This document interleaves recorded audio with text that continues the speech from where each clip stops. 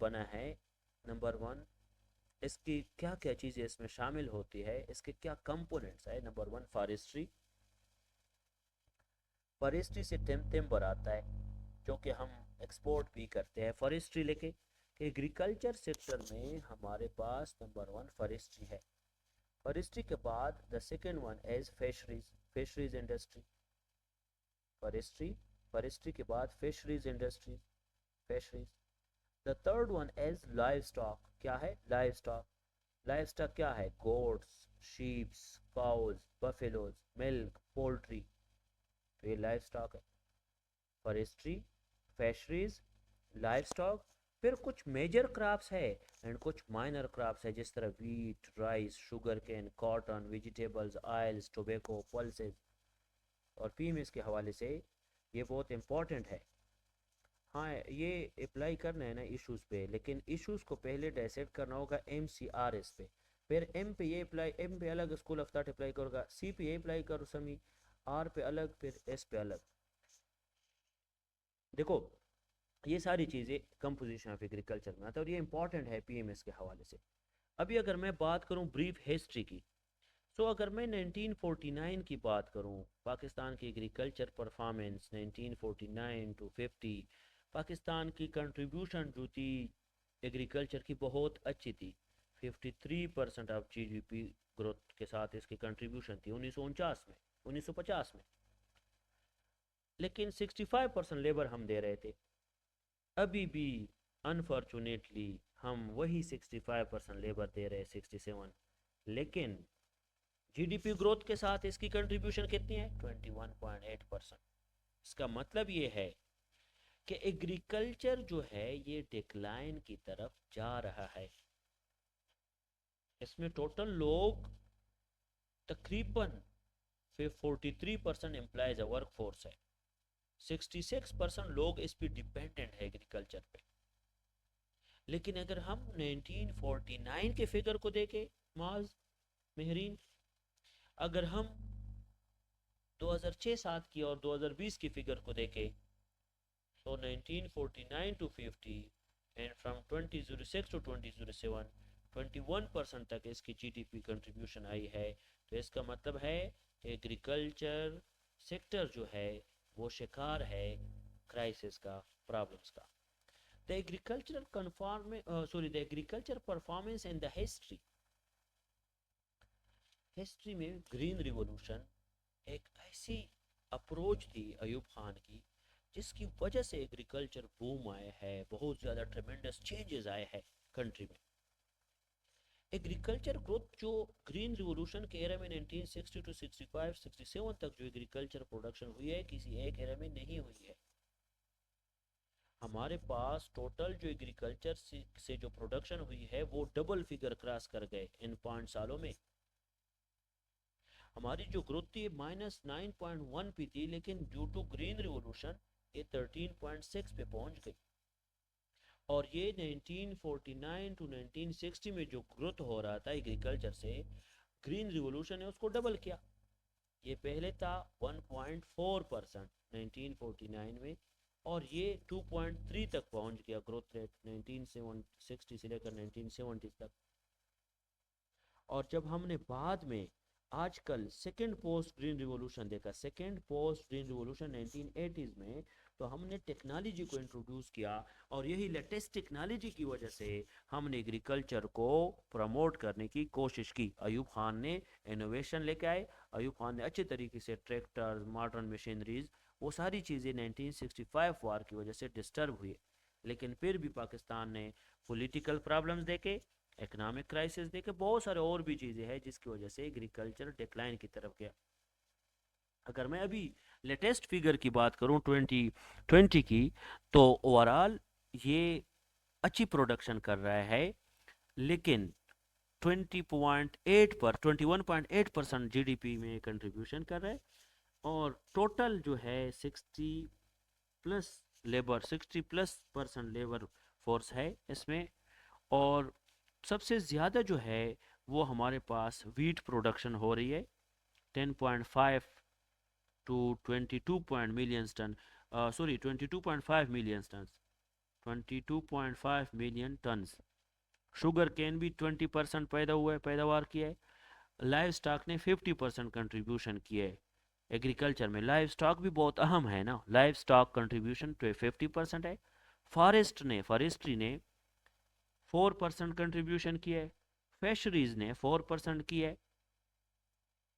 और sugar cane 22 and जो ज़्यादा है वो वीट प्रोडक्शन है। और इसमें कुछ और भी है, वो 9% है, जिस तरह राइस हो गया और वेजिटेबल्स एक्सेट्रा। इसका मतलब है कि एग्रीकल्चर पे हम डिपेंडेंट है और हमारी इकोनॉमी बूस्ट हो सकती है एग्रीकल्चर से। लेकिन मसला क्या है पाकिस्तान में? पाकिस्तान में नॉलेज बेस्ड एजुकेशन नहीं है, नॉलेज बेस्ड इकोनॉमी नहीं है। हमारे फार्मर्स जो है वो इक्विप्ड नहीं है, वो एजुकेटेड नहीं है, उनके पास स्किल्स नहीं है, जो कि हमें डिस्टर्ब करता है, जो हमारी प्रोडक्शन को डिस्टर्ब करता है। Problem that had disturb agriculture sector, कौन कौन से प्रॉब्लम्स है? नंबर 1, सबसे पहले मूनसून इश्यूज है।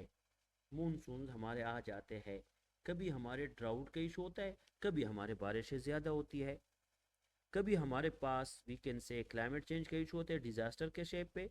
तो हमारे कुछ नेचुरल प्रॉब्लम्स है, नेचुरल प्रॉब्लम्स की वजह से हमारे क्रॉप्स डिस्टर्ब होते हैं। और नेचुरल प्रॉब्लम्स में रेन्स जो होते हैं वो कभी ड्राउट का शक्ल इख्तियार करते हैं, कभी फ्लड का शक्ल इख्तियार करते हैं। दूसरी बात यह है कि हमारे पास कुछ समर में कुछ क्रॉप्स होते हैं जिसको खरीफ कहते हैं। खरीफ सीज़न होता है जिसमें कैश क्रॉप होते हैं, गंदम वगैरह, वो फ्लड्स के शिकार हो जाते हैं। फिर उसके बाद कभी कभी हमारे पास जो इरिगेशन की जो सिस्टम है, वो इरिगेशन सिस्टम हमारा वो ड्रिप इरिगेशन नहीं है, या मॉडर्न इक्विपमेंट उसमें नहीं है। और इसके अलावा आप लोग लेके हमारे पास पेस्ट्स का इशू है, बहुत सारे पेस्ट्स आ जाते हैं। आप लोगों के जो क्रॉप्स में पेस्ट आ जाते हैं वो सारे क्रॉप प्रोडक्शन को डिस्टर्ब करते हैं। फिर मैन मेड प्रॉब्लम्स में लेक ऑफ फर्टिलाइजर्स है, लेक ऑफ फर्टिलाइजर्स। फिर उसके बाद इनएफिशिएंट मेथड्स ऑफ कल्टीवेशन, हम कल्टीवेशन के मेथड अच्छी तरह से वो नहीं कर सकते। इनएडिक्वेट मार्केटिंग फैसिलिटीज़ नहीं है। वाटर लॉगिंग एंड सेलिनिटी का इशू है, वाटर लॉगिंग एंड सेलिनिटी। आप लोगों के multiple cropping reduce soil fertility, बार बार हम क्रॉप्स प्रोडक्शन करते हैं, हम ज़मीन को सांस तक नहीं लेने देते कि आप सांस ले। उसकी वजह से प्रोडक्शन ऑफ क्रॉप्स ज़्यादा होती है और वो सॉइल फर्टिलिटी को बुरी तरह डिस्टर्ब करते हैं। इसके साथ साथ अगर मैं देखूं, हमारे पेस्ट्स है उसने 20% प्रोडक्शन डिस्टर्ब की है, फार्मर्स उसकी वजह से डिस्टर्ब है। और फिर हमारे पास सिस्टम्स है, फ्यूडलिस्टिक सिस्टम ने बहुत अच्छी तरीके से हमारे एग्रीकल्चर को डिस्टर्ब किया है, in the shape of Chaudharys, Wadera, Sardars, Nawab, Khan. वो नहीं पे करते टैक्स, और जब टैक्स पे नहीं करते तो कंट्रीब्यूशन कैसे आगे जाएगी एग्रीकल्चर की? फिर गवर्नमेंट्स लेवल पे एक तो ये है कि प्रॉपर टैक्स नेट नहीं है कि हम टैक्स ले लें एग्रीकल्चर सेक्टर में। दूसरी बात यह है कि कुछ हमारे पास लेक ऑफ गवर्नमेंट इंटरेस्ट भी नहीं है इस सेक्टर में। उसके बाद ये है कि हमारे पास वो ज़्यादा लोग वो उसमें है, इन्वॉल्व है पोलराइजेशन ऑफ पॉलिटिक्स में, पॉलिटिकल इंस्टेबिलिटी में, और उन्होंने एग्रीकल्चर को पोलिटिसाइज किया हुआ है। और उसकी वजह से एग्रीकल्चरल क्रेडिट नहीं मिलता। और एग्रीकल्चरल क्रेडिट जब नहीं मिलेगा तो मुझे बताओ कैसे फार्मर्स आगे जाएंगे? एग्रीकल्चर क्रेडिट तो ज़रूरी होता है ना। अभी अगर एग्रीकल्चरल क्रेडिट नहीं मिल रहा तो आप लोग किस तरह, फार्मर्स किस तरह आगे जाएंगे? तो एग्रीकल्चरल क्रेडिट भी ज़रूरी है। इसके साथ साथ अगर मैं आगे बात करूं तो हमारे पास कुछ स्ट्रक्चरल एडजस्टमेंट प्रोग्राम्स हमें आईएमएफ ने दिए थे, वो हम एसईपीज फॉलो नहीं कर रहे एग्रीकल्चर को बूस्ट करने के लिए। हमारी पॉलिसी मेकिंग में डिलेज आते हैं, हमारी इंफ्रास्ट्रक्चर जो है वो सही नहीं होती, हमारी स्टोरेज कैपेसिटीज़ भी बहुत ज़्यादा वो हम कह सकते हैं अच्छी नहीं है, हमारे पास रिजर्वायर्स, डैम्स एक्सेट्रा नहीं है, हमारी मार्केटिंग टेक्निक्स भी अच्छी नहीं है, कम्युनिकेशन भी हमारी अच्छी नहीं है। रूरल एरिया से अर्बन एरियाज तक वो गैप आता है कि हम वो चीज़ों को ट्रांसपोर्ट करें। हमारे पास कहीं पे साइल डिप्लीट हो जाता है सेलिनिटी एंड वाटर लॉगिंग की वजह से, साइल एरोज हो जाता है, एरोजन ऑफ साइल होता है वो फ्लड की वजह से। और अर्बनाइजेशन जो है वो रिप्लेस करते हैं आपके एग्रीरियन लैंड को। फिर इन वजूहात में हमारे पास कुछ ये भी है कि पुअर क्वालिटी सीड्स है, मैकेनाइजेशन हमारी बहुत पुअर है, हमारे पास कुछ कुछ पेस्ट के लिए ख़त्म करने के लिए कुछ पेस्ट इन्फेस्टेशन नहीं है।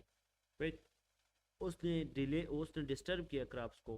फिर उसके बाद सोशो इकनॉमिक कंस्टेंट्स ये है कि हमारी मासेस जो है इलिटरेट है, फार्मर्स। ओल्ड ट्रेडिशन हम यूज़ करते हैं for the production of, old tradition for farming use करते हैं। स्मॉल साइज ऑफ होल्डिंग्स है, कुछ बड़े बड़े ज़मीन हमारे पास नहीं होते। और फिर उसके बाद रूरल एरियाज़ और अर्बन एरियाज़ में कम्युनिकेशन का गैप है, लेक ऑफ सोशल मोबिलिटी भी है अर्बन रूरल एरियाज़ में, या विद इन अर्बन एरियाज़ या रूरल एरियाज़ में सोशली मोबाइल नहीं है, सोशल कनेक्टिविटीज़ नहीं है। फिर उसके बाद हम एक और चीज़ है कि रोड एंड ट्रांसपोर्ट नेटवर्क, वो हो गया मैंने बता दिया। फॉल्टी प्राइसिंग पॉलिसी, हमारी प्राइस भी चेंज होता है। Agriculture pricing policy, agriculture credit बहुत ज़रूरी है किसी कंट्री को एग्रीकल्चर को बूस्ट करने के लिए। फिर उसके बाद हमने फर्टिलाइज़र को प्रमोट करना है, इन सारे इश्यूज़ को एड्रेस करना है। कौन से टेक्निक के बेस पे एड्रेस करना है? एलाइन टेक्निक के, मतलब जो भी मैंने मसाइल बता दिए एग्रीकल्चर में, उन मसलों को शाबस एलाइन करना है, ठीक करना है, गुड अरूज। इंडस्ट्रियल सेक्टर में आपने कोशिश करनी है कि इसकी हिस्ट्री से लेकर, नंबर 1 हिस्ट्री है, फिर उसके बाद the period of maximum production, फिर डिटर्मिनेंट्स ऑफ इंडस्ट्री, फिर प्रॉब्लम्स, फिर पाकिस्तान इमिनेंट इंडस्ट्रीज। ये आप लोग कल इस पे हम बात करेंगे, अभी टाइम थोड़ा ज़्यादा लेट हुआ है, तो इंडस्ट्री पे थोड़ा कल बात कर लेंगे। और साथ एक और टॉपिक भी हम करेंगे कल, वो है, बल्कि वो वाला टॉपिक अभी कर लेते हैं, उसको कहते हैं नेचुरल डिज़ास्टर या डिज़ास्टर मैनेजमेंट। डिज़ास्टर मैनेजमेंट, शाबाश। डिज़ास्टर मैनेजमेंट जो है, आप लोग डिज़ास्टर मैनेजमेंट को समझे, बहुत इम्पोर्टेंट भी है। बस अभी है ना 22 मिनट है ना, 22 मिनट्स।